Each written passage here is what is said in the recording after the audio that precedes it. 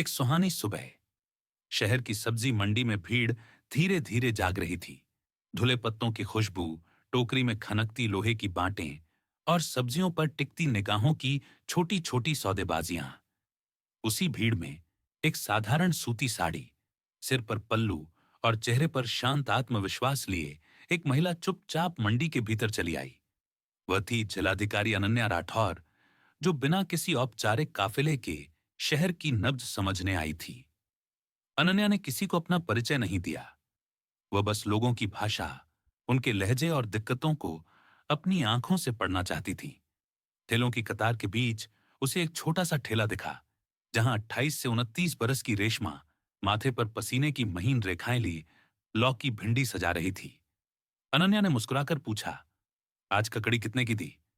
रेशमा ने कहा, हाँ आंटी, आज ताजा आई है, 30 की 4। और फिर झट से अपने पास दौड़ते बच्चे आरव के सिर पर हाथ फेरकर बोली, बेटा 5 मिनट रुको, फिर छोड़ दूंगी स्कूल। आरव की आंखों में नींद और जल्दी का डर साथ साथ था। मम्मी, देर हो जाएगी, टीचर नाराज होंगी, उसने विनती की।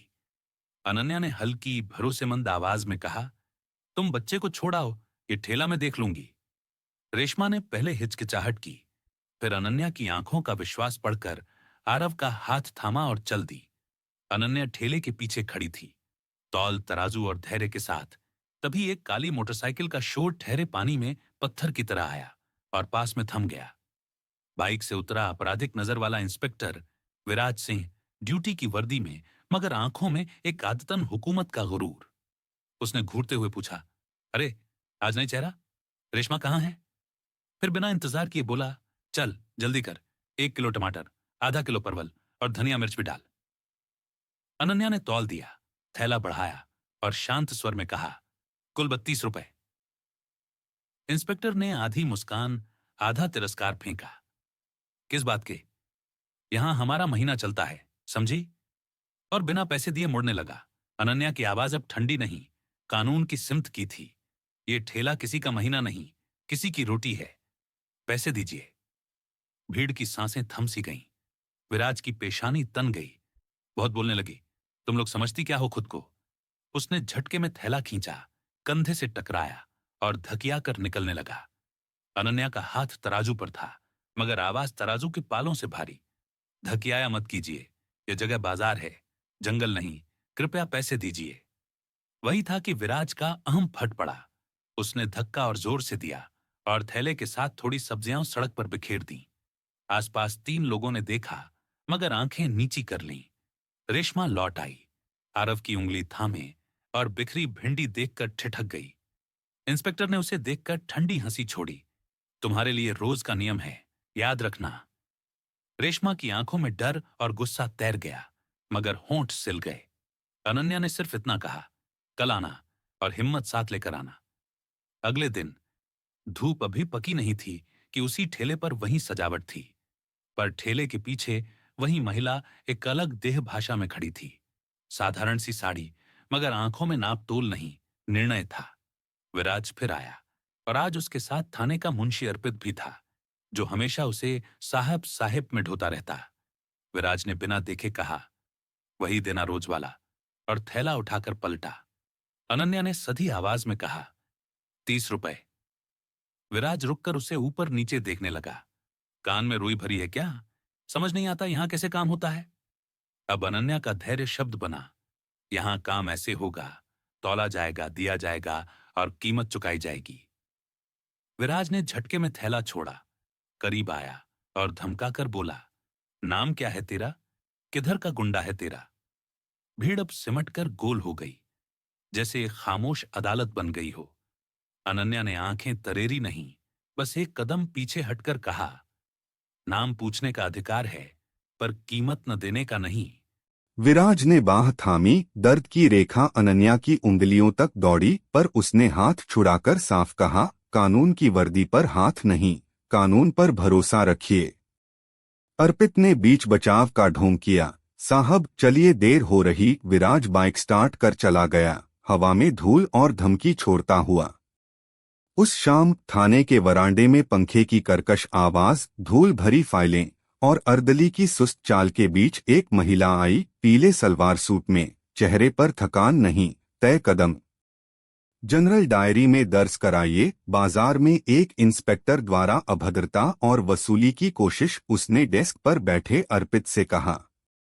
अर्पित ने बिना पलक झपके हाथ फैलाया, रिपोर्ट।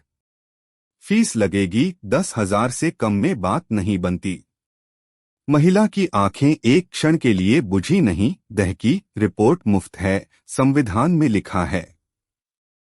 अर्पित मुस्कराया, यहाँ कानून हमारी मेज से होकर गुजरता है, और उसकी हथेली हवा में ठहर गई।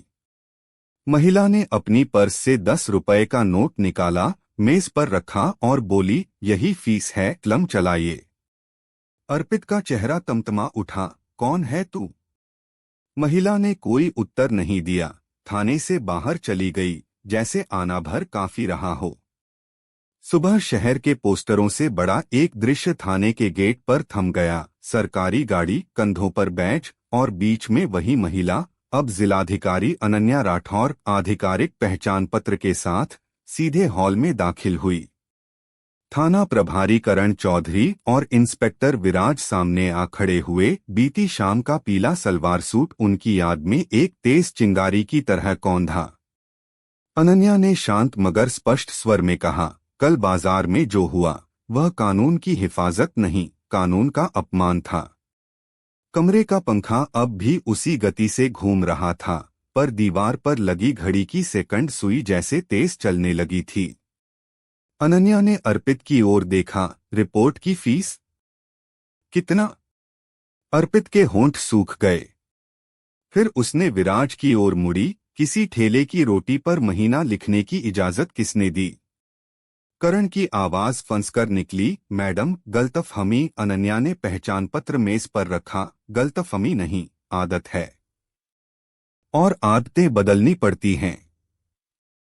आदेश संक्षिप्त थे, विराज को तत्काल निलंबन, अर्पित को विभागीय जांच में सस्पेंड, और थाने की शिकायत प्रक्रिया की अचानक ऑडिट। 2 कांस्टेबलों ने दस्तावेज लिए, मुहरों की आवाज कमरे में छोटे छोटे निर्णय लिखती गई। भीड़ बाहर इकट्ठी थी, कांच के दरवाजों से झांकती आंखें, फुसफुसाहट, और पहली बार उम्मीद की ठंडी छाया। अनन्या बाहर निकली, लोगों ने देखा कि वर्दी डराने के लिए नहीं, भरोसा दिलाने के लिए भी होती है, जब उसके भीतर बैठा इंसान अपना कद याद रखे।